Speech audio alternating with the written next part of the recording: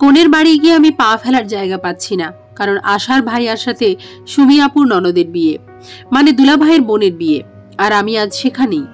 আপুর শ্বশুর বাড়ি দেখেই থমকে যাই। আগে জানলে হয়তো আসতাম না, কিন্তু এসে পড়েছি, কিছু কয়েকটা বাহানা দিয়ে এখান থেকে চলে যেতে হবে। দুলাভাইকে দেখলে রাগ কন্ট্রোল করা হয়তো সম্ভব হবে না, আর যদি সবার সামনে আমাকে অপমান করে, অপমান না করলেও বিয়ে বাড়ির আনন্দটা মাটি হয়ে যাবে। আমি কিছু করলেও দোষ, না করলেও দোষ। আশা, আমি আর রিমি একসাথেই। আশাকে ফাঁকি দেওয়াটা খুবই কঠিন। তাছাড়া আমি যদি আশাকে বলি এটাই আমার দুলাভাইয়ের বাসা আর আশার ভাবি হলো দুলাভাইয়ের বোন, না জানি আশার মনের ভেতর কি চলে। ভাববে হয়তো যার ভাইয়ের চরিত্র খারাপ বোন কি ভালো হবে। আসলে একজনের পাপের শাস্তি আর একজন কেন পাবে, এটা কিন্তু বাঙালিরা বোঝে না। একজন দোষ করলে তার পুরো পরিবার নিয়ে কথা বলে, আর আশা যদি তার ভাইকে বলে দেয় মেয়ের এই ভাই এই কাজ করেছে, রিমিকেও কিছু বলা যাবে না, আশাকে বলে দিতে পারে। কি আসছিস না কেন? আসছি। মিথিলাও এখানে, হয়তো আমার পরিবারের সবাই এখানে। আসলেই তো আব্বুকে দেখা যাচ্ছে, মেহমানদের আপ্যায়ন করে ভেতরে নিয়ে বসাচ্ছে, ছোট ছোট পা করে এগোচ্ছি। সবাই ভেতরে চলে গেছে, ছবি তুলবো। তুই মেয়েদের সাথে টাংরি মারবি আর আমি ছেলেদের সাথে ভাব নিব, এখানে সময় কাটালে হবে? ওই তুই টাঙ্কি মারতে কাকে বলছিস? আসিব এইসবের কিছু দেখলে খবর আছে। আমি আছি আমার চিন্তায়, ওরা টাঙ্কি নিয়ে পড়ে আছে। মিথিলা কি আমাকে দেখে ফেললো? আমার দিকেই তো মনে হচ্ছে তাকিয়ে আছে। এখন কি করি? মিথিলা দেখছি এদিকেই আসছে। আশা, একটা ফোন করে আসি, তোরা যা। আচ্ছা, তাড়াতাড়ি আসিস। আচ্ছা আসিব, আমি আসি? না না, 2 মিনিট লাগবে। আমি দুলাভাইয়ের বাড়ি থেকে বেরিয়ে আসি। মিথিলা হয়তো অন্য কোথাও অন্য কারোর দিকে তাকিয়েছিল। আমাকে দেখলে আব্বু আম্মুরও আনন্দ চলে যেত। আব্বু আবার সিন ক্রিয়েট করতে পারত। 2 মিনিটের কথা বলে 10 মিনিট পার হয়ে গেছে। একের পর এক ফোন দিয়ে যাচ্ছে রিমি আর আশা। কি কথা বলবো, তাই ফোন বন্ধ করে ফেলে রাখলাম। হয়তো এই বিষয়টার জন্য আশা অনেক রাগ করবে।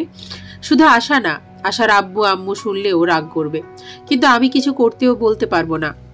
আমি চাই বিয়েটা ভালোভাবে হয়ে যাক, কিন্তু আশাকে এই বিষয়ে কি উত্তর দেব সেটাই ভাবছি। মিথিলাকে দেখলাম এই বিয়ের অনুষ্ঠানেও হিজাব পরে আছে, যেখানে রিমি আর আশার সাজের শেষ নেই। কিন্তু মিথিলার পর্দার ভেতরে আছে পাপ লোকানো, আর রিমির মতো ভালো মেয়ের তো চোখেই পড়ে না। তবে আমি পর্দাকেই সাপোর্ট দিই, কারণ পর্দা হলো নারীর সৌন্দর্য, যা অন্য কোনো কিছুতে নেই। পর্দাতে নারীদের কতটা মায়াবী লাগে মিথিলাকে না দেখলে বোঝা যাবে না।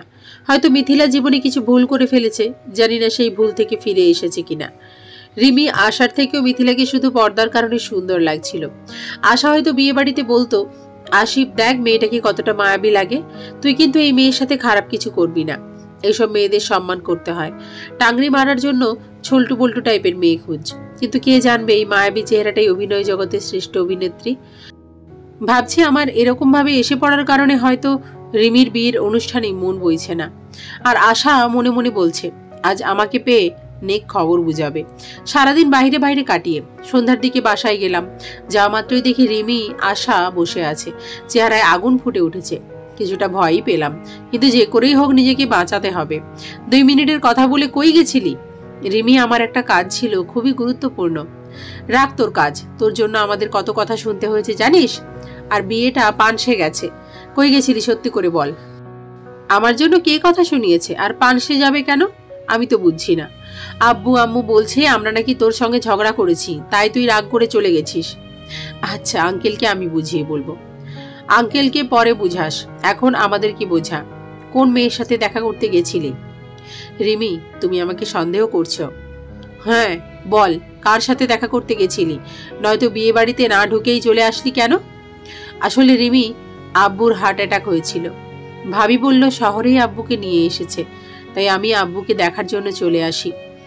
মন খারাপ করে কান্না কান্না ভাব নিয়ে বলি, কি বলছিস, কিছু হয়ে যায়নি তো? এই যাত্রায় নাকি বেঁচে ফিরেছে। আমি দূর থেকে আব্বু আম্মুকে দেখে আসলাম। সরি আসিফ, না জেনে উল্টোপাল্টা বলে ফেলেছি। যাক, মিথ্যেটা বলে কন্ট্রোল করতে পারলাম। আচ্ছা, আমরা না হয় বুঝলাম, এখন আব্বুকে কে বোঝাবে? আব্বু বলেছে তোকে বাসায় না নিয়ে গেলে আমাকে বাসায় যেতে দেবে না। আবার প্যাচে ফেলে দিল। আরে তুই তুই বলে দিস, নয়তো ফোন করে আমি বলি। না হবে না, তোকে বাসায় নিয়ে যেতে বলেছে। আর কেন বিয়ে থেকে পালিয়েছিস আব্বুকে বলতে হবে। আচ্ছা, কালকে যাব। আঙ্কেলকে বল। আঙ্কেলকে না হয় বুঝিয়ে ফেলবো। আশার ভাবির সাথে যদি মিথিলা আসে, আর সুমি আপুর ননদ তো আমাকে চেনে। কাল যাবি তাহলে, আজ আমি কোথায় থাকবো? রিমির সাথে থেকে যা, কি নতুন ভাবি বাসায় আর আমি এখানে থাকবো? চল বলছি। বাসা ভর্তি মেহমান, আঙ্কেলকে খুঁজতে গেছে রিমি। আশা ভাবির সাথে কেউ কি এসেছে? একটা মেয়ে এসেছে। কলিজা শুকিয়ে গেল। মিথিলা নয় তো? আসসালামু আলাইকুম আঙ্কেল। ওয়ালাইকুম আসসালাম। বিয়ে বাড়ি থেকে চলে গেছিলে কেন? আঙ্কেল বলো। আমি কিছু করি নাই, তুমি চুপ করো। আসিফ বলো, আশা কিছু বলছে। না আঙ্কেল, একটা খারাপ খবর শুনি। আঙ্কেলকে সব বুঝিয়ে বলি। ও আচ্ছা, ঠিক আছে, চলো নতুন বউ দেখে যাও, পরিচিত হয়ে যাও। সুমি আপুর ননদ আমাকে ভালো করেই চেনে, আর ওই বিষয়টা যদি জেনে থাকে তাহলে তো আঙ্কেল ছাড়বার পাত্র না। আমাকে ভাবির সামনে, মানে মাইশা আপুর সামনে নিয়ে গেল, সাথে রিমি, আশা, আঙ্কেল। আপুর ননদের নাম মাইশা। আমার থেকে 3 বছরের বড় ছিল, তবে খুব ভালো ছিল। আমার সাথে অনেক ফাজলামি করত, ফ্রেন্ডলি ছিল খুব। মা মাইশা, এটা তোমার দেবর, আশার কলেজ ফ্রেন্ড, তবে আমার ছেলের মতোই। আঙ্কেলের কথা শুনে মাইশা আপু চোখ খুলে তাকিয়ে হাঁ করে আছে। আমি মাথা নিচু করে মুখে হাত দিয়ে আছি, যেন না চিনতে পারে। এই তুমি আসিফ না? মাইশা আপুর কথা শুনে রিমি, আঙ্কেল, আশা অবাক হয়ে তাকিয়ে আছে। হয়তো ভাবছে মাইশা আসিফকে চেনে কি করে, ওদের কি পূর্ব পরিচয় ছিল? ভাবি তুমি আসিফকে চেনো? আশা জিজ্ঞেস করলো। চিনি তো, অনেক আগে থেকেই। মাইশা আপু মনে হচ্ছে আজ সব ফাঁস করে দেবে। আমার মনে হচ্ছে এতে করে নিজেরই ক্ষতি হতে পারে। কিভাবে চেনো আসিফকে? আসলে আসিফ আমার ভাবির চাচাতো ভাই। কি হয়েছে আসিফ, তুমি মুখ লুকিয়ে কেন? আপনি বলেন, আমি শুনছি। তোমার ভাবির তো চাচাতো ভাই, ব্যাপারটা পরিষ্কার করে বলো তো। ভাবি, আমার কাছে কেমন ঘোলাটে লাগছে। আঙ্কেল আমি বলছি, প্লিজ একটু অন্য রুমে চলুন। অন্য রুমে যেতে চাইলাম কারণ আঙ্কেলকে বুঝিয়ে বলতে পারবো। আর আমার মনে হয় মাইশা আপু আমার অপবাদের কথা কিছুই জানে না, জানলে হয়তো আমার পরিচয় দিত না। কেন আসিফ, এখানে বলো। তোমার সাথে আমার প্রায় 2 বছর পর দেখা, শুনেছি বাসা থেকে কোথাও চলে গেছো। কারো কোনো খোঁজ খবর নেই। আপু দেখা যেহেতু হয়েছে, কথাও হবে, আর বাসা থেকে চলে আসার কারণটাও বলবো। আমার মনে হয় এরকম একটা রাতকে এইসব কথার মাধ্যমে নষ্ট না করাই ভালো। আসিফ এখানে বলো, ভাবির সাথে তোর কিরকম সম্পর্ক? আশা শোন তাহলে, তোর ভাবির সাথে আমার পরিচয় প্রায় 4 বছর আগে, সুমিয়াপুর বিয়ের পর থেকে। কারণ তোর ভাবি সুমিয়াপুর ননদ, আর আমি সুমিয়াপুর চাচাতো ভাই। কিছু করার নেই, সবকিছু বলতেই হতো, নয়তো একটা মিথ্যে টানতে টানতে 1000টা মিথ্যে চলে আসতো। তাহলে মিথিলা? রিমি চিন্তার ভাব নিয়ে, মিথিলা তো আমার ভাই আর আপন শালিকা। আচ্ছা আপু, পরে কথা হবে, অনেক রাত হয়েছে। ভালো থাকবেন। সবাই আমার দিকে তাকিয়ে আছে, মনে হচ্ছে এদের মনে হাজারো প্রশ্ন জমে আছে। আমরা সবাই আশার রুমে গিয়ে বসলাম। আঙ্কেল আমার সাথে ঘটে যাওয়া বিষয়টা জানে, তাই ভয়টা বেশি। আশাকে আমি বুঝিয়ে নিতে পারতাম, কিন্তু আঙ্কেলকে? আসিফ, মায়েশা কি তাহলে তোমার দুলাভাইয়ের বোন? জি আঙ্কেল। এইরকম একটা চরিত্রহীন ছেলের বোন আমার বাড়ির বউ হয়ে এসেছে। আগে জানলে কখনো এরকম ভাইয়ের বোনকে বউ করে আনতাম না। আঙ্কেল রাগী ভাবে দেখা যাচ্ছে। আঙ্কেল মাইশা আপুর অনেক ভালো, আর ওনার ভাইয়ার চরিত্র খারাপ বলে আপুর চরিত্র খারাপ হবে, ব্যাপারটা কিন্তু এরকম না। আপনি মাথা ঠান্ডা রেখে কয়েকদিন সবকিছু দেখুন, দেখবেন আপু সবার মন জয় করে ফেলেছে। আর ভাইয়ার শাস্তি বোনকে দিয়েন না প্লিজ। আঙ্কেলকে বোঝানো যতটা কঠিন ততটাই সহজ, শুধু কথায় যুক্তি থাকতে হবে। মাইশা জানে তার ভাইয়ার এমন চরিত্র? মনে হয় জানে না। এই ব্যাপারটা শুধু আমাদের বাসার মধ্যেই আছে, আর আপনাদের বলেছিলাম। আর আপু জানলে তো আমাকে খারাপ ছেলে ভেবে এইভাবে চিনে ফেলার সাথে সাথে বলতো না আমার পরিচয়। বুঝলাম। আমিও দেখি কয়েকদিন, মেয়ে ভালো হলেই ভালো, ফ্যামিলি জাহান্নামে যাক। ধন্যবাদ আঙ্কেল, ভালো কথা বলেছেন।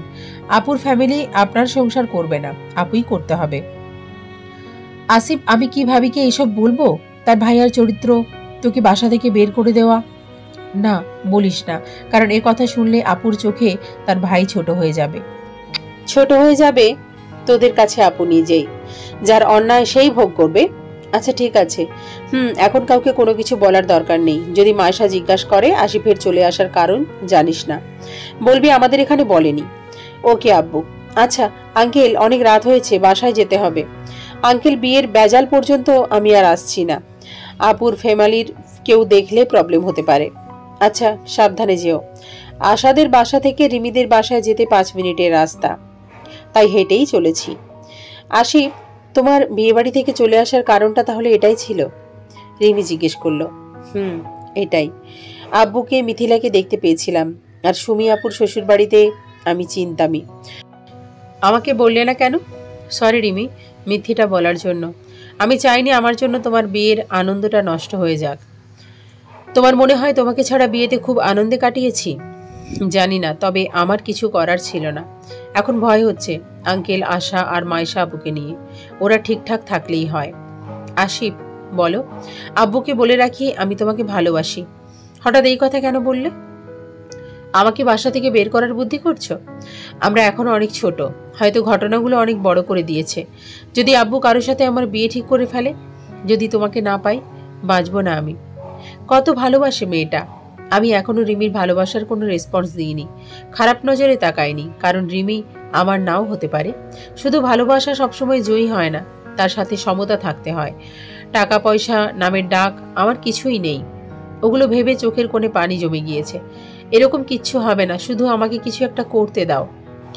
আমরা বাসায় চলে আসলাম। আঙ্কেল আন্টি জেগে আছে, টিভি দেখছে। আমরাও গিয়ে বসলাম, আর আশার ভাবি, দুলাভাইয়ের বোন সবকিছুই বললাম। আঙ্কেলও বলেছে ভাইয়ের চরিত্রের কারণে বোনকে শাস্তি দেওয়া ঠিক না। আঙ্কেলের সাথে কথা বলে ঘুমোতে চলে গেলাম। ফ্রেশ হয়ে শুয়ে আছি, ঘুম হচ্ছে না। মাথায় শুধু একের পর এক চিন্তা ঢুকছে, মাথাটাও ব্যথা করছে। ভাবছি আমার জন্য তো অনেকের ক্ষতি হয়েছে, শুধু মানুষের ভালো করতে গিয়েই, মিথিলা দুলাভাইয়ের ভালো করতে গিয়ে নিজের খারাপও করলাম। ভাবির খারাপ হয়েছিল, এখন না জানি আমার কারণে মায়েশা আপুর কোনো ক্ষতি হয় কিনা। আমি যদি সেখানে না যেতাম, তাহলে হয়তো কেউই মায়েশা আপুর ভাইয়ার চরিত্রের কথা জানতো না। এখন আশার পরিবার মায়েশা আপুর সাথে ভালো হলেই আপুর পরিবারকে ঘৃণার চোখে দেখবে, আর ঝগড়া হলে সব কিছু ফাঁস। এইসব ভাবনায় ঘুম হয়নি। সকালে একটু চোখটা লেগে গেছিল, নাস্তার জন্য রিমি ডেকে গেছে। চোখ কচলাতে কচলাতে উঠলাম, ফ্রেশ হয়ে খেতে গেলাম। খাবার খেয়ে কলেজে যাব প্ল্যান ছিল। আশা, আমি আর রিমি আশা ভাবির বাড়িতে যাব ভাইয়ার সাথে, কিন্তু এখন শুধু আশাই যেতে হচ্ছে। রিমিকেও বলেছে রিমি যাবে না। রেডি হয়ে কলেজে যাচ্ছি, রিমি নাকি আজ যাবে না, একাই যাচ্ছে। রাস্তার পাশে একটা লোককে দেখলাম পড়ে আছে। আমি লোকটির কাছে গিয়ে দেখলাম ওনার পা দিয়ে রক্ত পড়ছে, কিন্তু এই ক্ষতটা কিভাবে হলো? লোকজন এসে এসে দেখে চলে যাচ্ছে, সাহায্যের হাত বাড়িয়ে দিচ্ছে না কেউ, কারণ লোকটি ছিল পঙ্গু। ভিক্ষে করে গড়িয়ে গড়িয়ে পথ চলে, জামা কাপড়ে ময়লা, দুর্গন্ধ আসছে, কিন্তু মানুষ মানুষের জন্য। লোকটিকে কোলে তুলে একটা রিক্সা নিয়ে হাসপাতালে ছুটলাম। রাস্তার লোকজন তাকিয়েছিল আমার দিকে। এরকম একটা লোককে কি করে কোলে নিলাম? হাসপাতালে যাওয়ার পর ডাক্তার প্রথমে ঢুকতে মানা করছিল, কিন্তু এটা সরকারি হাসপাতাল, সবার সমান অধিকার। এইসব গরিবদের জন্য এই হাসপাতাল গড়ে তোলা। এই কথাগুলো যখন জোরে জোরে বলছিলাম, ডাক্তার চিকিৎসা না দিয়ে পারেনি, তবে লোকটি কান্না করছিল, হয়তো ব্যথার কান্না। চাচা, ব্যথা লাগছে? না রে বাজান, কোন মা তোরে জন্ম দিয়েছে যে মা আমার মতো নোংরা লোকটাকে কোলে করে হাসপাতালে নিয়ে আসলি? সেই মা ধন্য। চোখের পানি ধরে রাখতে পারছি না। একদিন আমার মা বলেছিল, কোন পাপে তোকে পেটে ধরেছিলাম। চাচা, কিভাবে এমন হলো? ভিক্ষা করার জন্য যখন গড়িয়ে পথ চলছিলাম, পায়ে কাজ ভাঙা ঢুকে যায়, অনেক কষ্টে বের করি। লোকজন আমাকে সাহায্য করতে এসে আমার ভিক্ষার টাকাগুলোও নিয়ে যায়। এই নয় চাচা তোমার ওষুধ, আর এই টাকাটা রাখো। 1000 টাকা ছিল, চিকিৎসা ফ্রিতেই, ওষুধ কিনে দিই, কয়েকদিন চলার মতো টাকা দেই, কারণ এইসব লোকেদের জন্য ভিক্ষা ছাড়া চলার মতো অন্য কোনো উপায় নেই, আর এই অবস্থায় ভিক্ষাও করতে পারবে না। চাচা টাকাগুলো পেয়ে আমার গালে মাথায় হাত রেখে দোয়া করে। চাচাকে তার বস্তিতে পৌঁছে দিই। কলেজে আর যাওয়া হয়নি, কাপড়ে নষ্ট হয়ে গেছে। গোসল করে কাপড় পরিষ্কার করে রুমে শুয়ে আছি।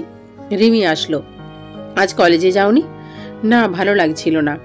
আশা এসেছিল, আশার ভাবি নাকি তোমার সাথে কথা বলতে চায়। এখন সম্ভব না, বিয়ের ভেজালটা শেষ হোক, কেউ দেখে ফেললে সমস্যা হতে পারে। আচ্ছা, বলে দেব। আমি ঘুমিয়ে আছি, রাতে ঘুম হয়নি। এভাবে চলে গেল 5 দিন। আশাদের বাসায় এক মুহূর্তের জন্য যায়নি। সন্ধ্যার দিকে রিমি এসে বলল আশা এসেছে, সাথে আশার ভাবি। রিমি কথা শেষ না করতেই আশা, মাইশা আপু আর তাদের সাথে সুমি আপুও। সুমি আপুকে কেন নিয়ে এসেছে? আমি রুমে বসা। সুমি আপুকে দেখে কিছুটা ভয় পাচ্ছি। সুমি আপু কেন এখানে আসবে? আমি এখানে আছি, আপু জানলেও তো আসার কথা না, কারণ আপু জানে আমি মিথিলার সাথে খারাপ কিছু করতে চেয়েছি। তাহলে আপু কেন আসলো? আর মাইশা আপুই বা কেন এখানে? আপু, তুমি কেমন আছো? আপু কিছু না বলে ফ্যালফ্যাল করে তাকিয়ে আছে। আপু তুমি আমার সাথে দেখা করতে এসেছো, ঘটনা কি? মাইশা, তোমরা একটু বাইরে যাও, আসিফের সাথে আমার কিছু একান্ত ব্যক্তিগত কথা আছে। সুমি আপুর কথা শুনে সবাই চলে গেল। আপু কি তাহলে ওই দিনের শাস্তিটা আজ দেবে? সেদিন তো আপু বাকরুদ্ধ হয়ে গিয়েছিল, কিছু বলতে পারেনি আমাকে। আজ এতদিন পর আপু আমার সন্ধান পেয়ে হয়তো শাস্তি দেবে। আপু আমার দিকে এগিয়ে আসছে। আপু হাতে কখনো চড় খায়নি। আপু এগিয়ে আসতে দেখে ভয়ে চোখ বন্ধ করে ফেললাম। হঠাৎ দেখে আপু আমাকে বুকে জড়িয়ে ধরে কান্না করছে। আপু কি হয়েছে, তুমি কাঁদছো কেন? আপু কান্না করে যাচ্ছে, কান্নার কারণ আমি কিছুই জানি না। আপু ঠাস করে আমাকে একটি চড় মারলো। আমার সাথে কি হচ্ছে আমি কিছুই বুঝছি না। আপু হঠাৎ জড়িয়ে ধরে কান্না করলো, আবার চড় বসিয়ে দিল। এইসবের মানে কি আমি কিছুই জানি না। মাথা নিচু করে গালে হাত দিয়ে দাঁড়িয়ে আছি। কেন করতে গেলি এইসব? মিথিলার অভিনয়ের কথাটা বলছে। আপু সরি, ভুল হয়ে গেছে। আমি মাথা নিচু করে, কি সরি বলছিস? সরি তো আমাদের বলা উচিত রে। আমরা আমাদের সোনার টুকরো ভাইকে বিশ্বাস করতে পারিনি। আপু কি বলছে? তাহলে কি আপু জানে আমাদের জন্য এই বয়সেই এত বড় ত্যাগ স্বীকার করলি? আপু আমি বুঝছি না আসলে তুমি কি বলতে চাচ্ছ। বুঝছিস না? মিথিলার সম্মান আর আমার সংসার টেকানোর জন্য তুই বাড়ি ছাড়া হলি মিথ্যে অপবাদ নিয়ে, আর এখন কিছুই বুঝছিস না? আমার চোখ বেয়ে পানি পড়ছে। আপু তুমি এত কিছু কি করে জানলে? আশা বলেছে নাকি রিমি? আশা তো বলেছিল, কিন্তু তুই বাসা ছেড়ে চলে আসার পর মিথিলা আর তোর দুলাভাইকে হাসতে দেখেছি, আর তাদের কিছু কথা শুনে তখনই মনে হলো আমাদের সবাইকে বোকা বানানো হয়েছে। মতে মতে অনেক খোঁজ নিলাম, কিন্তু তোর সাথে আসলে কি হয়েছে খুঁজে পাইনি। তবে আমি তখনও বিশ্বাস করতাম তুই মিথিলার সাথে খারাপ কিছু করতে চেয়েছিস, কিন্তু বিশ্বাসটা ছিল খুবই দুর্বল, কারণ আমি এরকম আর কিছু দেখিনি, শুনিনি। তবে দীর্ঘ 1 বছর পর যখন মায়েশার বিয়ে হয়, মায়েশা তোকে দেখে চিনে ফেলে। মায়েশা এইসবের কিছুই জানতো না, শুধু জানতো তুই বাসা ছেড়ে পালিয়ে গেছিস। আপুর কথাগুলো মন দিয়ে শুনছি বসে, কিন্তু আপুর চোখে পানি। মায়েশা যখন শ্বশুরবাড়ি থেকে বাসায় আসে, মায়েশা আমাকে ডেকে বলে তোকে নাকি আমাদের বাসায় দেখেছে, তুই নাকি আশার কলেজের ফ্রেন্ড। আমি প্রথমে আশার সাথে অনেক রাগ হই, বলি এমন বাজে ছেলের সাথে বন্ধুত্ব না রাখতে। যে ছেলে নিজের চাচাতো বোনের ইজ্জতে হামলা দেয়, সে তো তোমার মতো বন্ধুদের সুযোগ পেলে ক্ষতি করবে। আমি কিছু বলছি না, কিন্তু আশা আমাকে থামিয়ে তোর সাথে কি কি হয়েছিল সবকিছু বলতে থাকে। আর তুই নাকি সবকিছুর ভিডিও করে রেখেছিলি, কিন্তু কাউকে দেখাসনি আমাদের কথা ভেবে। আপু আমি চাই তোমরা সুখে থাকো। আমি এখানে অনেক ভালো আছি। আঙ্কেল আমাকে নিজের ছেলের মতোই ভালোবাসে, আর রিমি আমাকে অনেক ভালোবাসে। ভাই ভিডিওটা নিয়ে বাসায় চল, চাচা চাচিকে দেখা, ঘরে ফিরে চল। এটা আর সম্ভব না আপু, ভিডিওটা হারিয়ে ফেলেছি, আর দেখানোর হলে তো প্রথম দিনই দেখিয়ে ফেলতে পারতাম। তোমার সংসারটা ভেঙে যাবে, মিথিলার ভালো বিয়ে হবে না, কি দরকার এইসব ভেজাল করার? আমি তো ভালোই আছি, হয়তো পরিবার থেকে অনেক দূরে, পরিবারের মানুষগুলোর কাছে সম্মানহীন।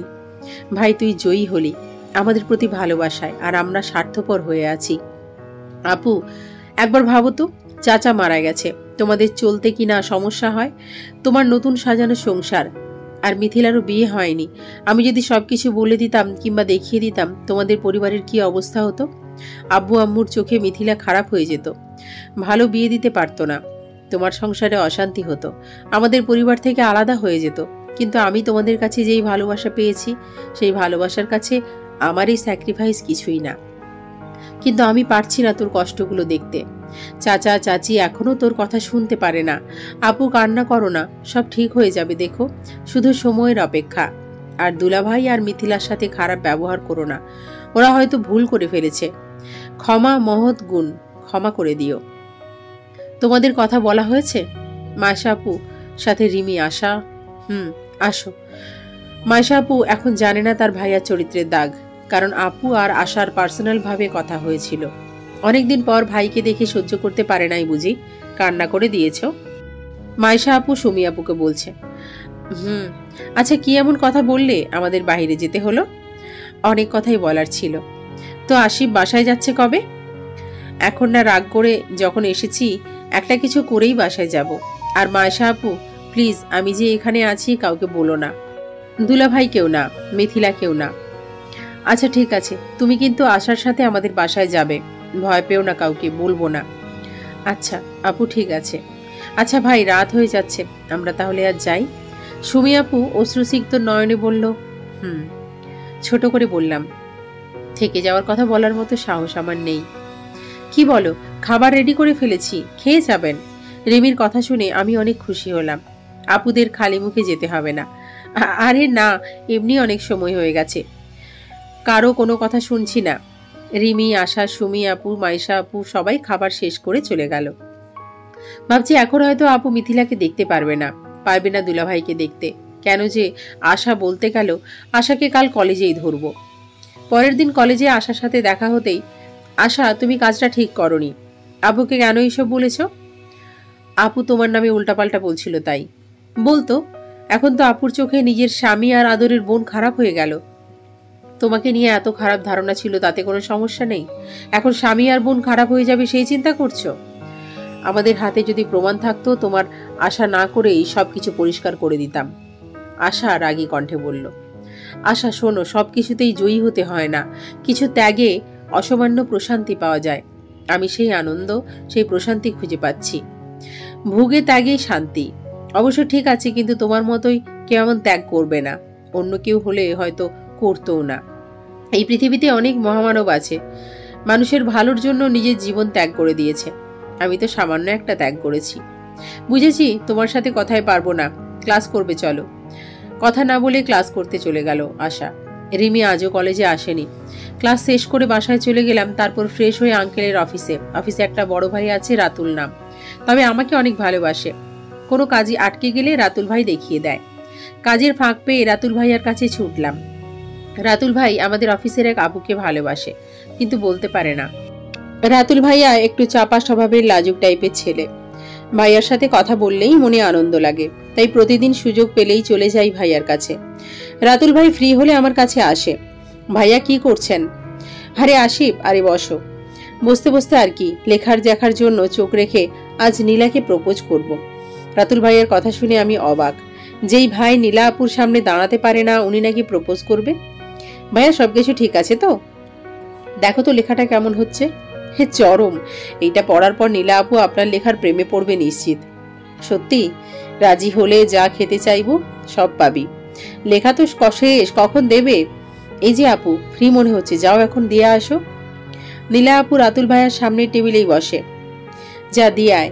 রাতুল ভাইয়ার কথা শুনে মাথায় কি যেন পড়লো। কেন? আমি কেন তোমার প্রেমিকা? তুমি দিয়ে আসো। আমি কি করে দেব? আমার তো লজ্জা করে, আর তুই ছোট আছিস, সমস্যা কি? ভাই আমি ছোট? বয়সে বেশি হলে নীলা আপুর থেকে 2 বছরের ছোট হব। আর নীলা আপু যদি মাইন্ড করে, আঙ্কেলকে বলে দেয়, আমার কি হবে বুঝতে পারছো? তোকে তো অফিসে সবাই ছোট ভাই বলে ডাকে, আর নীলার সাথেও তোর ভাব ভালো। কাজটা তোকেই করতে হবে। ভাই মাফ করেন, আমি পারবো না। আঙ্কেল জানতে পারলে বাসা থেকে বের করে দেবে। আসিফ, তোকে ছাড়া আর কাউকে দিয়ে এই কাজ সম্ভব না। নীলা, তুই ছাড়া এই অফিসের কারো কাছে তেমন কথা বলে না। প্লিজ হেল্পটা কর।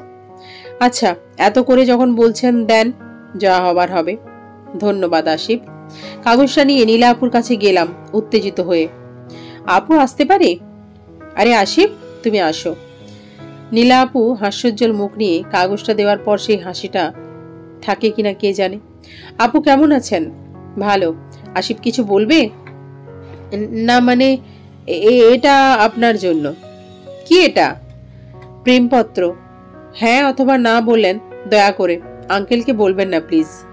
আঙ্কেল জানতে পারলে বাসা থেকে বের করে দেবে। তুমি আমাকে প্রেমপত্র দিচ্ছ? না মানে আমি। দাঁড়াও, কথা পরে বলো, আগে পড়ে দেখি কি লিখেছ। নীলা, আমি আপনাকে অনেক ভালোবাসি, কিন্তু লজ্জার কারণে বলতে পারছি না। আমার মনে অনেক ভয় আপনি রাগ করেন কিনা।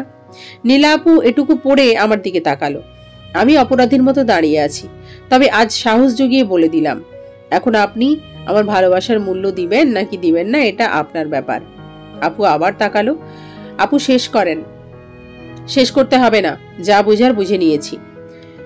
এখন আমি কি ধরে নেব প্রেমটা হচ্ছে? আচ্ছা একটু ভেবে বলছি। দেখি রাগ করেনি, তার মানে রাতুল ভাইয়ার প্রেমটা হচ্ছে। আচ্ছা তাহলে আমি এখন যাই। আসিফ শোনো, ভাবা হয়ে গেছে, আমি রাজি। রাতুল ভাইয়ার প্রেমটা হয়ে গেছে। দৌড়ে চললাম রাতুল ভাইয়ার কাছে। বিরিয়ানি খাবো আজ। ভাইয়া কাজ হয়ে গেছে, নীলা আপু রাজি হয়ে গেছে, এখন আমি যা চাই তাই খাওয়াবে। রাতুল ভাই যেন আকাশে উড়ছে। বলিস কি, নীলা রাজি হয়ে গেছে? আজ ইনভাইট কর, রাতে খাবার খেতে খেতে কথা বলবো। বুদ্ধিটা খারাপ দেয়নি। নীলা আপু সামনের টেবিল থেকে তাকিয়ে মুচকে মুচকে হাসছে। এদিকে রাতুল ভাইয়া তো দিশেহারা। নীলা আপুকে রাত 8টায় একটা রেস্টুরেন্টে ইনভাইট করলাম, আমিও খাবার খাবো, আর রাতুল ভাইয়া নীলা আপুর প্রেম করবে। ভালো লাগছে কারো প্রেম ঘটক হয়ে। রাতে চলে গেলাম রেস্টুরেন্টে খাবার খাবো, আর রাতুল ভাইয়া নীলা আপুর প্রেম দেখব। নীলা আপু আগেই বসে আছে, রাতুল ভাইয়া হয়তো সাজগুজে ব্যস্ত। ফোন করলাম, বলল নিচে আসছে। হাই নীলা আপু, কেমন আছো? একটু দেরি হয়ে গেল, রাগ করেননি তো? আমি আপুর সামনে বসতে বসতে বললাম, ভালো, তুমি? আমি তো খুবই ভালো। আপনি প্রেমে রাজি হয়েছেন? আমি তো আজ পেট ভরে যা ইচ্ছে খাবো, রাতুল ভাইয়ার পকেট ফাঁকা করব। আশিফ, তুমি আমাকে আপনি করে না বলে তুমি করে বলো। আর আপু আপু কথার মাঝখানে রাতুল ভাইয়া চলে আসলো। হাই নীলা, কেমন আছো? ভালো, আপনি? বিরক্ত ভাব নিয়ে বলল, ভালো। বুঝতে পারি? রাতুল ভাইয়া বলল। বলার কি আছে, বসেন। রাতুল ভাইয়া এখানে আসার কি দরকার ছিল? মুখ চেপে বলল নীলা আপু। আপুর কথা শুনে কেমন যেন মনে হলো। দেখা তো রাতুল ভাইয়ার সাথেই করবে, আমি না হয় কবাব মে হাড্ডি, তবে রাতুল ভাইকে কেন যেন মনে করছে। চিন্তায় পড়ে গেলাম। তোমরা কিছু অর্ডার করনি? আপনার জন্য অপেক্ষা করছি ভাইয়া। তবে নীলা আপুর মুখে বিরক্তির ভাব। আচ্ছা তোমরা বসো, আমি খাবার অর্ডার দিয়ে আসছি। রাতুল ভাইয়া উঠে গেল। আশিফ, এটা কি হলো? রাতুল ভাইয়া এখানে কেন? কথায় কিছু গোলমাল মনে হচ্ছে। কি বলেন আপু? রাতুল ভাইয়াই তো আমাদের ইনভাইট করেছে, বলেছে আপনি প্রেমে রাজি হলে আমি যা চাইবো তাই খেতে পারবো। বুঝলাম না, প্রেম করবা তুমি, রাতুল ভাই খাওয়াবে মানে? নীলা আপুর কথা শুনে মাথায় আকাশ ভেঙে পড়ল। আবার কি উপকার করতে গিয়ে বিপদে পড়লাম? আপু, আপনি চিঠিটা ঠিকমতো পড়েছেন তো? কেন? মনে হচ্ছে কোথাও ভুল হচ্ছে। আবার একটু দেখুন প্লিজ। কি ভুল হচ্ছে? চিঠি আমি না, রাতুল ভাইয়া দিয়েছে, আর রাতুল ভাইয়া আপনাকে অনেক ভালোবাসে। ফাজলামো করো? না আপু, ফাজলামো করবো কেন? কাগজে লেখাটা পড়েন আবার। আমার কথা শুনে আপু কাগজটা ব্যাগ থেকে বের করে মনে মনে পড়ল। তাই তো, আমি তো শেষের লেখাটা পড়ি নেই। তুমি যেভাবে বলেছ আর যেইভাবে লেখা ছিল, যে কেউ ভাববে তুমিই প্রপোজ করছো। আমার জন্য না হয় হ্যাঁ বলেছিলেন, রাতুল ভাইয়ার জন্য? রাতুল ভাইয়া তো আমার ক্রাশ। আপুর কথা শুনে আনন্দ রাখি কই। যাক, কোনো সিন ক্রিয়েট হয়নি। রাতুল ভাইয়া অর্ডার দিয়ে চলে এসেছে। আমি ভাইয়াকে বললাম, ভাইয়া আপনারা কথা বলেন, আমি ওই টেবিলে আছি, আমার তো আজ খাবার দিন। আমি অন্য টেবিলে চলে গেলাম। সাথে রিমি আর আশাকে ফোন দিলাম রেস্টুরেন্টে আসার জন্য। আমি একা একা খেলে খারাপ দেখায়, তাই 5 মিনিটের মধ্যে ওরা এসে হাজির। আশিফ, আজ হঠাৎ ডাকলে? আজ তোমাদের খাওয়াবো, যত ইচ্ছে যা ইচ্ছে খাওয়াবে। আগে বলনি কেন? এটা তো সারপ্রাইজ ছিল। যাক, ভালোই হয়েছে, আমি মাত্র খেতে যাচ্ছিলাম। রিমি বলল। আমাকেও ডেকে গেছিল ভাবি। আচ্ছা কথা রাখো, এবার খাও। খাওয়া শেষ করে বিদায় নিয়ে বাসায় গেলাম। ফ্রেশ হয়ে ঘুমোতে গেলাম। রাতে অপরিচিত নাম্বার থেকে ফোন। হ্যালো, আসসালামু আলাইকুম, কে বলছেন? আশিফ, আমি তোমার ভাবি। প্রায় 1 বছর পর ভাবির ফোন, কিন্তু নাম্বার পেলো কোথায় থেকে? ভাবি তুমি নাম্বার পেলে কোথায়? আমি অবাক হয়ে। কি মনে করেছো তুমি? তুমি কথা না বললে সব কিছুর সমাধান হয়ে যাবে? সরি ভাবি, একদিন কথা বলার কারণে তোমাকে 1 মাস বাপের বাড়ি থাকতে হয়েছে। আমি চাই না আমার জন্য আর কোনো সমস্যা হোক। না আশিফ, এখন সময়টা আগের মতো নেই। পরিবারের সবাই যেন নিস্তেজ হয়ে গেছে, কেউ কারোর সাথে কথা বলে না, খুব দরকার ছাড়া। একটা সময় আমাদের পরিবারটা হাসি খুশিতে মেতে থাকতো, কেউ কখনো মন খারাপ করে থাকতে পারতো না, কেউ কোনোদিন মন ভালো করে দিত। কেন ভাবি এমন পরিবর্তন কেন? কেন জানো না? মিথিলার মিথ্যা অভিনয় হয়তো আম্মু আব্বুর মুখে রাগ হয়েছে, কিন্তু মন থেকে ঠিকই বলেছে আমাদের ছেলেটা এত খারাপ না। হতে পারে। আম্মু কেমন আছে? আর আব্বু? আম্মুর শরীরটা তেমন ভালো নেই, আজই ডাক্তার দেখিয়ে আসলাম, প্রেশার বেড়ে গেছিল। আম্মুর জন্য মনটা কেঁদে উঠল। আম্মুর যত্ন নিও প্লিজ, আর আব্বুর খেয়াল রেখো। আশিফ, বাসায় চলে আসো, হয়তো সবাই তোমাকে মেনে নেবে। না ভাবি, মেনে নিলেও মিথ্যে অপবাদ নিয়ে বাসায় যাওয়া সম্ভব না। চাই না আমার চরিত্রের দাগ নিয়ে বাসায় থাকার জন্য। আশিফ, তুমি কি আর ফিরবে না? ফিরবো তো, তবে সম্মান নিয়ে। আচ্ছা আশিফ, তোমার কোনো সমস্যা হচ্ছে না তো থাকা খাওয়ার? না ভাবি, সবকিছু ভালোভাবেই চলছে। ভাবি এখন রেখে দাও, কেউ দেখলে সমস্যা হবে, বলে মোবাইলটা রেখে দিলাম। সকালে ঘুম থেকে উঠে কলেজ আর অফিস, আবার বাসা, এভাবেই চলছে দিনকাল। খুব ভালোই চলছিল। মাঝে মাঝে আম্মু আব্বুর জন্য মন কেঁদে উঠত। এত অল্প বয়সে এত বড় একটা অপবাদ নিয়ে বাড়ির বাইরে বেঁচে থাকাটা হয়তো অনেক কষ্টের, কিন্তু ঘটনার চক্রে আজ রিমিদের বাসা থেকে সবকিছুই পাচ্ছি। আঙ্কেল আন্টির নিজের ছেলের নাই ভালোবাসা আর রিমির কেয়ার সবকিছু মিলিয়ে খুব ভালো আছি। জানি না এই ভালো কতদিন থাকবে, কারণ রিমি আমাকে ভালোবাসে আর আমিও দিন দিন রিমির প্রতি দুর্বল হয়ে যাচ্ছি। আমার মনে হয় যে কেউ রিমির ভালোবাসার মূল্য না দিয়ে পারতো না। এত ভালোবাসা, এত কেয়ার একটা সত্যিকারের ভালোবাসার ইঙ্গিত দেয়। তবে রিমিকে নিয়ে খুব ভয় হয় মাঝে মাঝে যে আবেগ দেখিয়ে ফেলে। চিন্তার বিষয় হলো যদি কোনো কারণে রিমি আমাকে না পায় বা আঙ্কেল আন্টির ব্যাপারটা মেনে না নেয়, উল্টোপাল্টা কিছু করে বসে। আর আঙ্কেল আন্টি আমার সাথে রিমির ব্যাপারটা আসলেই মেনে নেওয়ার মতো না। হয়তো যে কোনো বাবা মা তার মেয়েকে এমন ছেলের হাতে তুলে দেবে না। এই ভয় নিয়ে সময় পার করছি। দেখতে দেখতে চলে গেল আরও কিছুদিন। সামনে এসএসসি পরীক্ষা, মানে আর 15 দিন। প্রিপারেশন আলহামদুলিল্লাহ অনেক ভালো। আমাকে অনেক ভালো করতে হবে, নিজের পায়ে দাঁড়াতে হবে, রিমির যোগ্য হতে হবে। রিমির ভালোবাসার মূল্য হয়তো এভাবেই দিতে হবে, কারণ আবেগে ভালোবাসা হয় না। নিজের পায়ে দাঁড়াতে পারলে, ভালো কিছু করতে পারলে হয়তো আঙ্কেল আন্টিও আমাকে মেনে নিতে পারবে। আর আমি কখনো আঙ্কেল আন্টির কথার বাইরে যেতে পারবো না। না জানি কোনোদিন বলতে পারি কিনা আমি রিমিকে ভালোবাসি, বিয়ে করতে চাই। তবে পরীক্ষার জন্য আম্মুর কাছে দোয়া চাওয়া খুব ইচ্ছা, আর 2 বছর পর আম্মুর কণ্ঠটা শোনার। আমি যখন মাধ্যমিক পরীক্ষা দিই, আম্মু আমার পাশে রাত 1টা পর্যন্ত বসে থাকতো, চা কফি বানিয়ে দিত, আর ভয় পাবো বলে আমার রুমেই শুয়ে থাকতো। খুব মিস করি সেই সময়টা, হয়তো আর ফিরে আসবে না। রাতে ভাবিকে ফোন দিলাম। আসসালামু আলাইকুম ভাবি। কেমন আছো আসিফ? ভালো। আম্মুর কথা খুব মনে পড়ছে। সামনে তো পরীক্ষা, আম্মুর কাছ থেকে দোয়া নেওয়ার জন্য ইচ্ছে করছে। সেই সাথে আম্মুর কণ্ঠটা শুনতে মনটা ব্যাকুল হয়ে আছে। আম্মুকে দেব? আম্মু কি কথা বলবে? আর সবাই তো জানে তুমি আমার সাথে কথা বলো না, পরে যদি আবার সমস্যা হয়। আর বিপদের মধ্যে ভাবিকে ফেলতে চাচ্ছি না। কি করব এখন? আম্মুর নাম্বারটা দাও, আগের নাম্বারটা খুঁজে পাচ্ছি না। দিচ্ছি। নাম্বারটায় কল দিচ্ছিলাম আর হাত কাঁপছিল। আম্মু কি আমার পরিচয় পেয়ে নিজেকে কন্ট্রোল করতে পারবে না, নাকি পরিচয় পাওয়া মাত্র ফোনটা রেখে দেবে? রিং হচ্ছে। হ্যালো, আসসালামু আলাইকুম। কণ্ঠ শোনার সাথে সাথে চোখ বেয়ে পানি আসলো। এই কণ্ঠটা যে আমার চিরচেনা, এত মধুর কণ্ঠ আমার মায়ের। আম্মুর কণ্ঠটা আরেকবার শোনার জন্য চোখ মেরে থাকলাম। আম্মু আবার বলছে, হ্যালো কে? কথা বলছেন না কেন? আম্মু, আমি আসিফ। কেমন আছো তুমি? আব্বা আমার, কই তুই? কেমন আছিস? কোথায় আছিস? একবারও কি আম্মুর কথা মনে পড়ে না? তোর জন্য বাবা আমার কি কষ্ট হয়, তোর জন্য আমার চোখের পানি জোড়ায় না। বাবারে, কাউকে বলতেও পারি না, বোঝাতেও পারি না। তোর মুখে মা ডাক শোনার জন্য মনটা ব্যাকুল হয়ে আছে, তোর কোনো খবর পাই না। এতদিন পর মাকে মনে পড়লো। আম্মু আমার পরিচয় পেয়ে হয়তো নিজেকে কন্ট্রোল করতে পারেনি, সাথে সাথে কেঁদে দিল। আম্মু, আমি তোমাকে যতবারই কল দিতে গেছি বুকে ভয়, না জানি আমার ফোন পেয়ে তুমি বিরক্ত হয়ে যাও। আমার মুখের উপর বলে দাও আসিফ নামের আমি কোনো ছেলে নেই, আমার ছেলে মরে গেছে। মা গো, সহ্য করতে পারবো না। তবে মা, তোমার কণ্ঠ, তোমার আদর পাওয়ার জন্য কত রাত কেঁদে কাটিয়েছি আমি জানি না। মা গো, এমন একটা পাপের বোঝা নিয়ে ঘুরছি, তোমার কথা মনে পড়ে, কাঁদি, কিন্তু কথা বলার সাহস পাই না। আসিফ, তুই তো এমন ছিলি না রে বাবা। তুই জানিস, তোকে আর মিথিলাকে এরকমভাবে দেখে আমার ভেতরটা মরে গেছিল। আমি ঠিকমতো ঘুমোতে পারি না।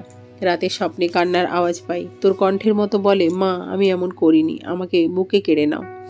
এই ছোট্ট ছেলেটা কিভাবে তোমাকে ছাড়া থাকবে গো মা? এ কথাগুলো কানে বাজার পর ঘুম ভেঙে যায়, আর সারা রাত ঘুমাই না, আর চোখ বেয়ে পানি পড়ে। বাবারে, এমন জঘন্য কাজটা কি করে করলি তুই? আম্মু, আমি এমন, কারণ প্রমাণ নেই, তাই বলতে গিয়েও বলতে পারলাম না। আর সব বলে দেবো তো কেন এত ত্যাগ? আম্মু, আমাকে মাফ করে দাও, জানি আমার এমন কাজে তুমি কষ্ট পেয়েছো। আম্মু, আমার জন্য দোয়া করো। আমার সামনে পরীক্ষা, আর মিথ্যেটা মিল রেখেই বলছি। কিসের পরীক্ষা? তুই কি এসএসসি দিবি? আম্মু, বাসা থেকে চলে আসার পর একটা বাচ্চাকে অ্যাক্সিডেন্ট থেকে বাঁচাই। আমার পা ভেঙে যায়। 1 মাস হাঁটা চলা নিষেধ ছিল। কোথাও যাবার নেই দেখে আমাকে আশ্রয় দিল, আমার সেবা যত্ন করলো, আমাকে কলেজে ভর্তি হতে বলল, সেই সাথে চাকরিও দিল। আন্টি আঙ্কেল অনেক ভালো, আমাকে অনেক আদর করে। বাবা, দোয়া করি, কিন্তু আমাকে একটা সত্যি কথা বলবি? বলো আম্মু, তুই কি সত্যি মিথিলের সাথে এমন করেছিলি? আবার কেঁদে দিল। হয়তো না শব্দটা শুনতে চায়। আম্মু, এখন এসব বলার সময় না, কোনো একদিন হয়তো সবকিছু শুনতে পাবে। তবে একটা কথা, আব্বুকে বলো না আমি ফোন দিয়েছিলাম, আব্বু অনেক কষ্ট পাবে। রাখি মা, আর আমার জন্য কেঁদো না, খুব ভালোই আছি। আর কোনটা সত্য কোনটা মিথ্যা সব তো চোখের সামনেই হলো। আমি পারছি না আম্মুকে মিথ্যে কথাগুলো বলতে, তবে মনে মনে অনেক শান্তি আম্মুর সাথে কথা বলতে পারলাম। আম্মু এখনো আমাকে ভালোবাসে। পরীক্ষা চলে আসলো, আম্মুর সাথে মাঝে একবার কথা হয়েছিল। আম্মু শুধু সত্যটা জানতে চায়। হয়তো ভাবি সবকিছু বলে দিয়েছে আর আম্মুর মনে সেগুলো জায়গা করে নিয়েছে। আর আম্মু যে আমার কণ্ঠ স্বপ্নে শুনতে পায়, কেন জানেন? কারণ বৈজ্ঞানিক গবেষণায় আছে, মানুষ যেই খেয়ালে থাকে, মন যা চায়, যেটা বেশি চিন্তা করে বা ভাবায়, স্বপ্নে তাই দেখতে পায়। স্বপ্ন কতক্ষণ? মাত্র 3 সেকেন্ডেরও কম। যখন কেউ কোনো কিছু চোখের সামনে দেখতে পায়, সেগুলো সে যেভাবে চিন্তা করবে সেভাবেই সে দেখতে পাবে। পরীক্ষার পর আশা, রিমি, আমি অনেক জায়গা থেকে ঘুরে আসলাম। রুমে শুয়ে আছি, আন্টি আমাকে বলল, আসি বাবা, তুমি একটু বাসায় থেকো। রিমির মামাতো ভাই জাপান থেকে আসছে, আমরা রিসিভ করতে যাচ্ছি। রিমির মামা? বলেনি রিমির মামা আছে। রিমি তো বলেছিল রিমির মামা নেই। ও, তুমি অবাক হচ্ছ? রিমির মামা তো অ্যাক্সিডেন্টে মারা যায়। রিমির মামাতো ভাই লেখাপড়ার জন্য জাপান থেকে যায়, অনেক বড় চাকরি করে সে। আন্টির কথা শুনে বুঝলাম মারা গেছে মামা, তাই রিমি না বলেছে। আচ্ছা আন্টি, রিমি যাবে? রিমি তো অবশ্যই যাবে, রিমির সাথে হৃদয়ের বিয়ে। রিমির বিয়ে কবে? রিমি এখনো জানে না, তবে আমার ভাইয়ের সাথে ওদের বিয়ে অনেক আগেই ঠিক করে রেখেছি। লেখাপড়া শেষ করার জন্য অপেক্ষা ছিল। হৃদয় আসার কয়েকদিনের মধ্যে বিয়ের কার্যক্রম শুরু হবে। রিমি তো কোনোদিন বলেনি। ভেতর থেকে কান্না বেরিয়ে আসছিল। রিমি কেন আমাকে মিথ্যে ভালোবাসলো? না, রিমি কিছুই জানে না, তবে রিমি হৃদয়কে অনেক ভালোবাসে। আন্টি হাস্যোজ্জ্বল মুখ নিয়ে চলে গেল। আমার চোখ বেয়ে পানি পড়ছে, সাথে নানা প্রশ্ন। তাহলে কি রিমি আমার সাথে শুধু টাইম পাস করেছে? কিন্তু রিমির ভালোবাসা এমন কিছুই তো দেখিনি, নাকি অন্য ব্যাপার? আর ভাই হিসেবে তো ভালোবাসতেই পারে। কিন্তু আঙ্কেল আন্টি তো রিমির বিয়ে ঠিক করে ফেলেছে, তাহলে আমাদের ভালোবাসার কি হবে? রিমি কি বলতে পারবে আঙ্কেল আন্টিকে? আর রিমি না হয় বলবে, কিন্তু আমি কি পারবো? এটা তো অসম্ভব। আমি তো এই কথা আঙ্কেল আন্টির কাছে বলতে পারবো না। হতে পারে রেগে গিয়ে বাসা থেকে বের করে দেবে। আর আমার জন্য এত কিছু করার পরও কি আঙ্কেল আন্টিকে বলতে পারবো? না, আমি পারবো না। রিমিকে হারিয়ে ফেললেও পারবো না। হঠাৎ রুমে রিমি। আশিব, আমাকে কেমন লাগছে? খুব সুন্দর। যেন রিমি কিছু বুঝতে না পারে, তাই হাসি মুখে উত্তর দিলাম। আশিব, তুমিও চলো। না, 30 মিনিটের রাস্তা, এখনই তো এসে পড়বে। আমি বাসায় আছি, তোমরা যাও। আচ্ছা তাহলে আসি। চলে গেল। রিমিকে দেখে মামাতো ভাইয়ের চোখ কপালে উঠবে শিওর, কারণ রিমি এমনিতেই সুন্দর, আবার শাড়ি পরা সাজগোজ। আমি শুয়ে আছি আর ভাবছি এত সমস্যা একটা ছেলের কি করে হতে পারে। কেউ যে আমাকে ভালো বুদ্ধি দেবে এমন কেউ নেই, তাই উল্টাপাল্টা ডিসিশন নিয়ে পরে নিজে ফেসে যেতে হয়। ঘুমিয়েছিলাম, সকালে রিমি ডেকে তুলল। আসিব, ওঠো, এতক্ষণ কেউ ঘুমায়? উঠছি। নাস্তা রেডি, 5 মিনিটের মধ্যে আসো। আমি ফ্রেশ হয়ে নিচে গিয়েই দেখি সবাই নাস্তার টেবিলে বসে আছে, আমার জন্য হয়তো অপেক্ষা করছে। এই পরিবারে কেউ কাউকে ফেলে খায় না, আর আমাকে পরিবারের একজনই মনে করে। আজ টেবিলে নতুন একজন, খুব স্মার্ট। এটাই হয়তো রিমির মামাতো ভাই, মানে রিমির হবু বর। আসসালামু আলাইকুম। আসিব, বসো। পরিচয় করিয়ে দিই, আসিব এটা আমার ভাইয়ের ছেলে হৃদয়। আর হৃদয়, এ হলো আসিব, গাড়িতে যে ছেলেটার কথা বলেছিলাম। আন্টি বলল। ভাইয়ের ছেলে কি বলো, মেয়ের জামাই? আন্টিও মুচকি হাসে। আর রিমির মামাতো ভাই হয়তো কিছুটা লজ্জা পেয়েছে, কিন্তু রিমির মুখে অন্ধকার নেমে এসেছে। কেমন আছেন ভাইয়া? ভালো আছি, আলহামদুলিল্লাহ। আবু, তোমার কোন মেয়ের সাথে হৃদয় ভাইয়ার বিয়ে? আমার মেয়ে কয়টা, তার সাথেই বিয়ে। আঙ্কেল হেসে যাচ্ছে। আবু, ভাইয়া আসলো কাল, আজই বিয়ে ঠিক করে ফেললে? আর আমাকে তো জানাতে পারতে। রিমি মন খারাপ করে। আমি কষ্ট করে হাসি মাখা মুখ করে বসে আছি। আগে নাস্তা করো, পরে সব কথা হবে। আন্টির কথা শুনে খেতে শুরু করেছে সবাই। খাবার শেষে রুমে যাচ্ছিলাম। আসিব, এদিকে শোনো। জি আঙ্কেল। আগামী সপ্তাহে রিমির বিয়ে, বিয়ের সব দায়িত্ব কিন্তু তোমার। আচ্ছা আঙ্কেল, ঠিক আছে। আমার দিকে তাকিয়ে আছে রিমি, হয়তো ভাবছে আমি কি করে হাসি মুখে কথাগুলো শুনছি, কিন্তু আমার ভেতর কি চলছে কি করে বুঝবে রিমি? আর রিমিকেও বুঝতে দেওয়া যাবে না। আমি রুমে চলে গেলাম। কিছুক্ষণ পর রিমিও আসলো। আসিব, আব্বু কি বলেছে শুনেছ? কি ভেবেছো বলো? কি ভাববো? আঙ্কেলের উপর কথা বলার সাহস কার আছে? আঙ্কেল যা বলেছে তাই হবে।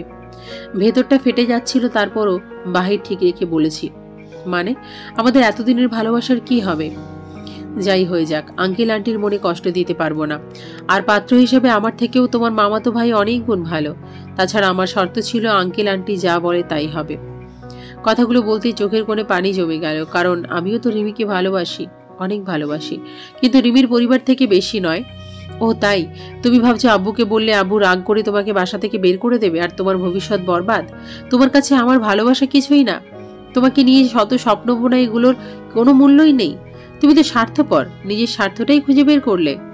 রিমি, আমাকে ভুল বুঝো না। তোমার ভালোবাসার থেকেও তোমার আব্বু আম্মুর ভালোবাসা হাজার গুণ বেশি। এত ভালোবাসার মানুষগুলোর মনে আমি কষ্ট দিতে পারবো না। এতে করে যদি আমি স্বার্থপর হই, তাই ভালো।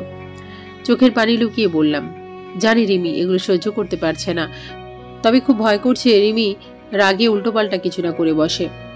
তুমি ভয় পাচ্ছ? আমি তোমাকে চাই যে কোনো মূল্যে। একদিক দিয়ে ভালোবাসার মানুষটিকে হারানোর কষ্ট, আর আঙ্কেল আন্টির মনে কষ্ট দেওয়ার ভয় আমাকে মেরে ফেলছে। রিমির জন্য ওই ছেলেটা বেস্ট, দেখতে খুবই স্মার্ট, আর রিমি হয়তো সেখানে ভালোই থাকবে, আর ভালোবাসার মানুষটি ভালো থাকবে এটা হয়তো সবাই চায়।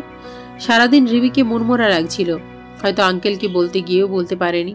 তবে শুনেছি রিমি পড়াশোনা শেষ করে বিয়ে করতে চায়, এমনটা বলেছিল। কিন্তু আঙ্কেল বিয়ের পর পড়ালেখা চালানোর কথা বলে।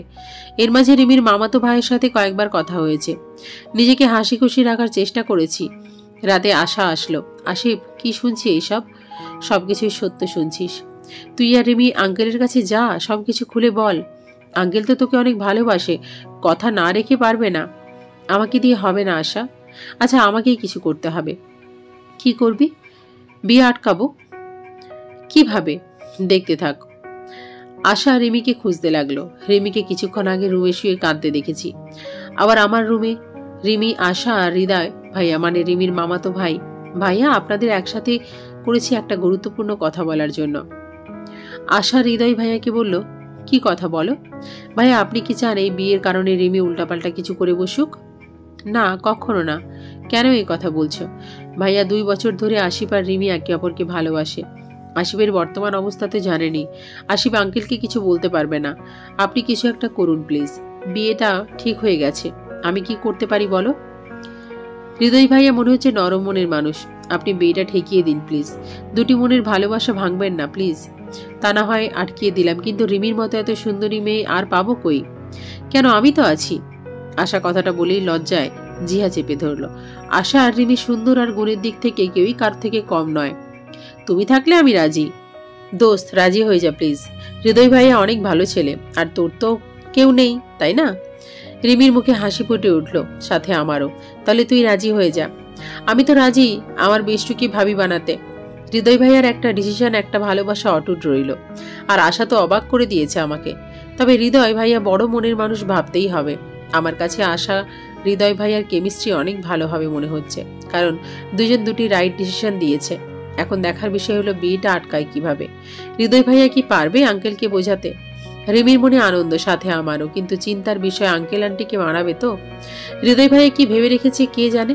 তবে ভয় হলো হৃদয় ভাইয়ার আপন বলতে রিমির বাবা মা আর অভিভাবকও, যদি আঙ্কেলের সিদ্ধান্ত চূড়ান্ত হয়। পরের দিন সকালে নাস্তার টেবিলে খাবার খাচ্ছি। আঙ্কেল, একটা কথা ছিল। বলো। আঙ্কেল, আমার মনে হয় এখন বিয়েটা না করাই ভালো হবে। হৃদয় বলল, কেন? রিমি কি তোমার পছন্দ না? না মানে আসলে আমি তো মাত্র পড়ালেখা শেষ করলাম, আর রিমির তো পড়ালেখা অনেক বাকি রয়েছে। রিমিও পড়ালেখা শেষ করুক, আমিও কিছু একটা করি, তারপর বিয়ের কথা ভাবা যাবে। তোমার কথায় যুক্তি আছে, কিন্তু বিয়ের পরও তো এইসব করা যায়, তাই না? না আঙ্কেল, বিয়ের পর লেখাপড়ার প্রতি আগ্রহ কমে যেতে পারে। তাছাড়া রিমির তো তেমন বয়সও হয়নি। আচ্ছা রিমি, কি বলিস? আব্বু, আমি হৃদয় ভাইয়ার কথার সাথে একমত। আচ্ছা, তোমাদের জীবন তোমরা যা ভালো মনে করো তাই হবে। আমি চুপচাপ। মনে তো আনন্দের বন্যা বইছে। আর রিমির হয়তো জীবন ফিরে পেয়েছে, খুব রিল্যাক্স ভাবে বসে আছে, মনে হচ্ছে বাবা মায়ের মাধ্যমে। বিয়েটা করতে চাইছে, কিন্তু হৃদয় ভাইয়ার জন্য সময়টা পিছিয়ে গেছে। খাওয়া দাওয়া শেষ করে হৃদয় ভাইয়া আমাদের বলল, তোমাদের জন্য এত স্যাক্রিফাইস করলাম, ট্রিট দিতে হবে কিন্তু। বলেন ভাইয়া, আপনার কি লাগবে? জি ভাইয়া বলেন, কি ট্রিট চাচ্ছেন? কালকে আমার জাপান চলে যেতে হবে একটা বড় কোম্পানিতে ইন্টারভিউ দেওয়ার জন্য। তোমরা দুজন আশাকে দেখে রাখবে, ওকে? তা না হয় ঠিক আছে, তোমার তো কয়েকদিন থাকার কথা ছিল। বিয়েটা হলে থেকে যেতাম, এই চাকরির সুযোগ হারিয়ে হলেও, কিন্তু এখন যখন বিয়েটা হচ্ছে না, তাই কালই ব্যাক করব। আশাকে বলেছেন ভাইয়া? সন্ধ্যের দিকে কোথাও ডেকে নেব, তারপর সব বলবো। আচ্ছা। সন্ধ্যার দিকে রেস্টুরেন্টে বসে আছি 4 জন, যে যার মতো অর্ডার দিয়ে খাচ্ছি আর গল্প করছি। হঠাৎই আশা, তোমাকে যেই কথাটা বলার জন্য ডেকেছি। জি বলেন। আচ্ছা ভাইয়া, আমরা ওই টেবিলে বসি। আমি আর রিমি ওদের একা ছেড়ে অন্য টেবিলে গিয়ে বসেছি। আমাদের নিজেদের মধ্যে টুকটাক কথা হলেও খেয়াল ছিল আশা আর হৃদয় ভাইয়ার দিকে। আশা বারবার চোখ মুছছে। বুঝতে পারছি আশা হৃদয় ভাইয়াকে ভালোবেসে ফেলেছে, আর মুহূর্তটা কষ্টের যাচ্ছে। আমি অবাক, কারণ একদিনের প্রেমে এত ইমোশন, একেই হয়তো বলে সত্যিকারের ভালোবাসা। কথা শেষ করে হৃদয় ভাইয়া বলল, আশিফ, আমাকে একটু বন্ধু বান্ধবদের সাথে দেখা করতে যেতে হবে, তোমরা চলে যাও। আচ্ছা ভাইয়া, ঠিক আছে। হৃদয় ভাইয়া চলে যাবার পর আশা হৃদয় ভাইয়া কি বলছে, তুই এত কান্না করলি কেন? হৃদয় ভাইয়া কাল চলে যাবে, আর কয়েক বছর পর আবার আসবে আমাদের পড়ালেখা শেষ করার পর। ততদিন অপেক্ষা করে থাকতে বলেছে। ও, তুই অপেক্ষা করতে চাস না? কি আজে বাজে বলিস?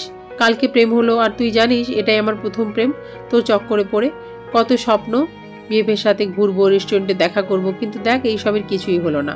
আমাকে কয়েক বছর পথ চেয়ে বসে থাকতে হবে। তুই হৃদয় ভাইয়াকে ভালোবাসলে অপেক্ষা করতে পারবি? আমি না হয় অপেক্ষা করব, হৃদয় যদি অন্য মেয়ের সাথে। আসার কথায় যুক্তি আছে। আরে হৃদয় ভাইয়া এত খারাপ না, দেখে নিস ভাইয়া তোকে ছাড়া আর কাউকে ভালোবাসবে না, তাই যেন হয়।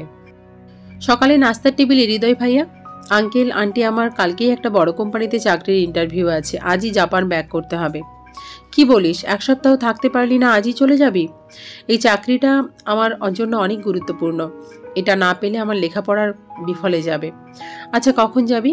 কিছুক্ষণ পরই। খাবার শেষ করে ভাইয়া রেডি হচ্ছে। ভাইয়ার প্রতি অনেক সম্মান আর ভালোবাসা জন্মে গেছে। এরকম লোক খুঁজে পাওয়া ভাগ্যের ব্যাপার। দায়িত্ব পড়লো আমি আশা এগিয়ে দিয়ে আসবো।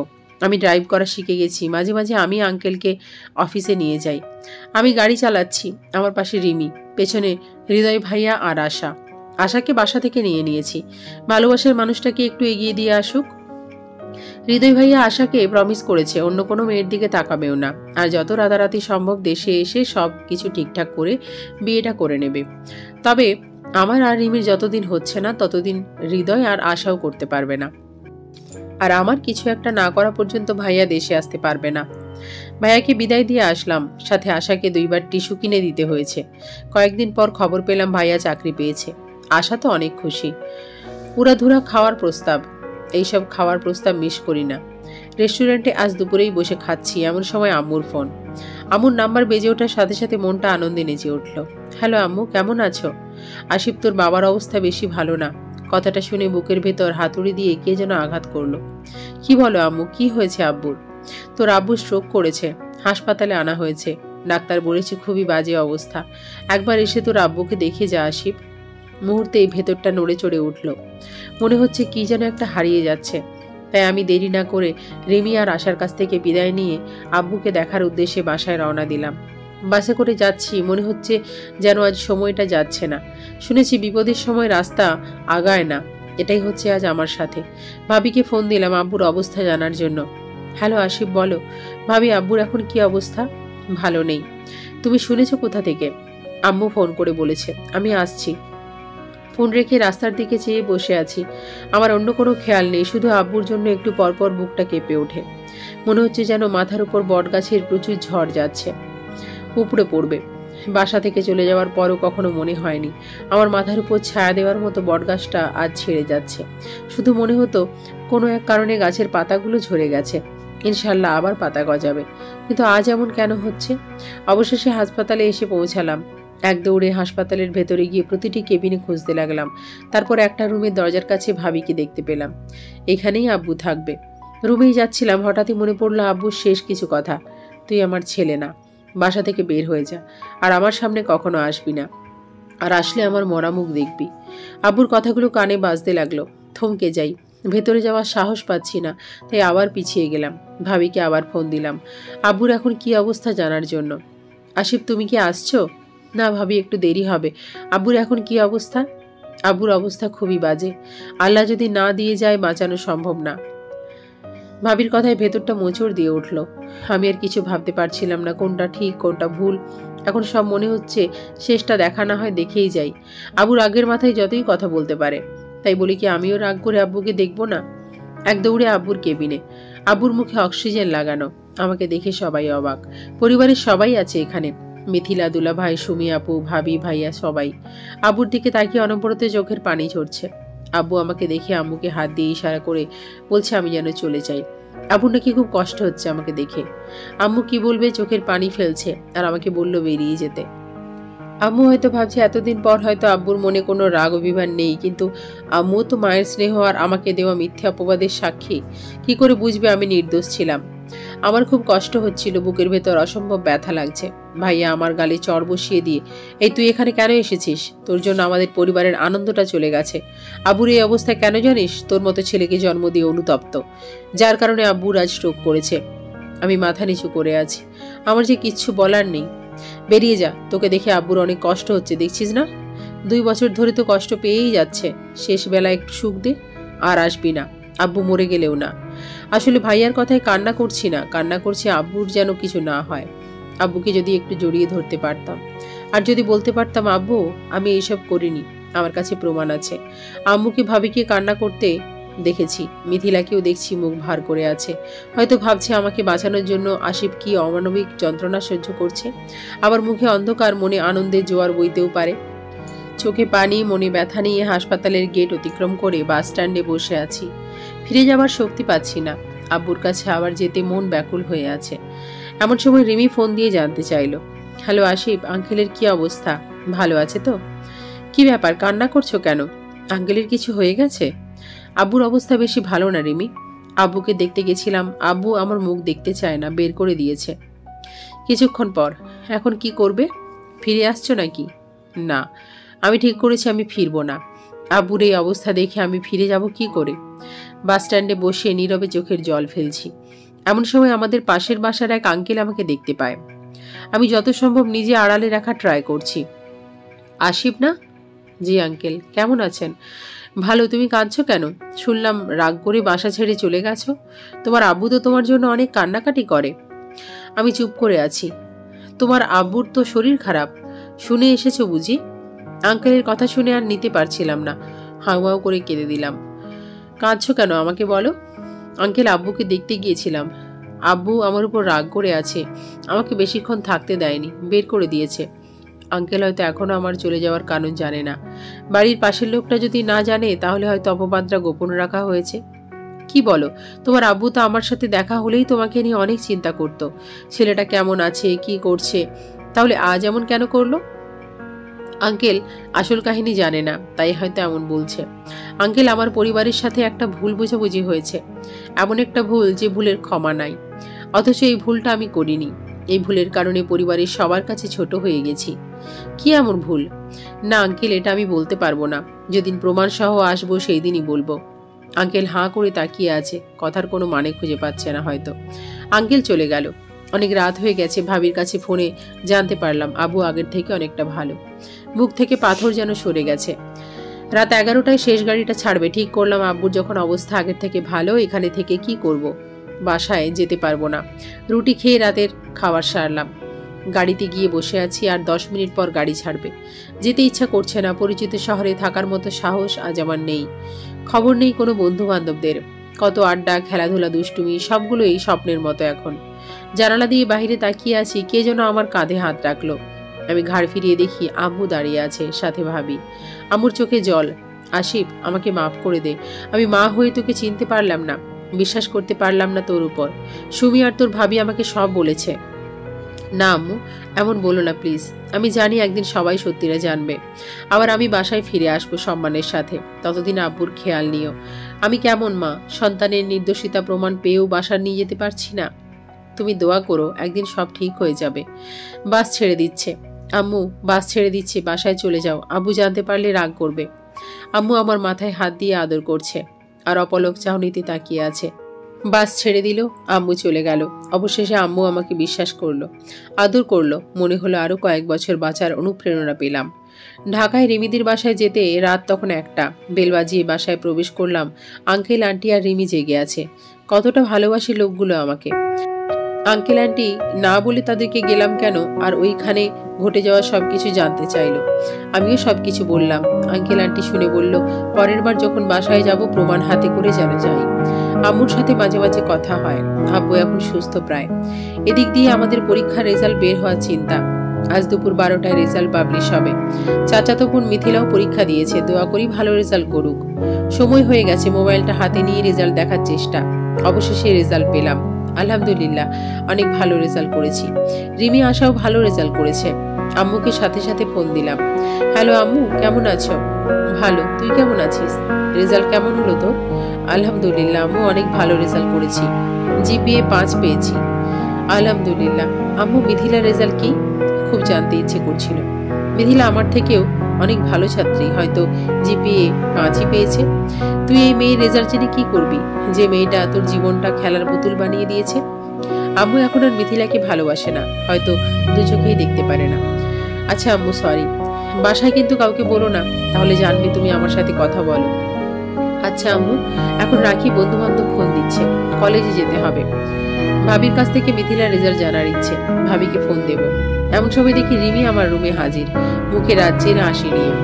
আসিফ, আজ কিন্তু বড়সড় ট্রিট চাই। আমি তো দেবই, তুমি দেবে না? তুমিও তো ভালো রেজাল্ট করেছো। রিমিও আমার মতো রেজাল্ট দিবে তো? আমারটা একটু স্পেশাল, তাই নাকি? ওকে, অপেক্ষায় থাকবো। তুমি কি দেবে? সারপ্রাইজ, এখন বলবো না, ঠিক করছি। রিমিকে আজ কিছু একটা দিতেই প্রপোজ করব। আসলে রিমিকে কখনো ভালোবাসি কথাটা বলেছি কিনা মনে নেই, আর কোনো কিছু গিফটও করিনি। কারণটা মনে হয় আর বলতে হবে না। আচ্ছা ঠিক আছে, আজ বিকেলে ঘুরতে যাব। আচ্ছা। রিমি চলে যাওয়ার পর ভাবিকে ফোন দিলাম। ভাবির কাছে মিথিলার রেজাল্ট সম্পর্কে জানতে চাইলাম, কিন্তু যা শুনলাম হতভম্ব হয়ে গেছি। মিথিলা নাকি 2 বিষয়ে ফেল করেছে, কলেজের সেরা ছাত্রী নাকি ফেল করেছে। এই গল্পের পরবর্তী পর্বগুলি শুনতে অবশ্যই চ্যানেলটিকে সাবস্ক্রাইব করে পাশে থাকবেন। আর আগের পর্বগুলি যারা শোনেননি, আমার চ্যানেলে আপলোড করা আছে, সবাই শুনে নেবেন। সবাই খুব ভালো থাকবেন, সুস্থ থাকবেন। নমস্কার।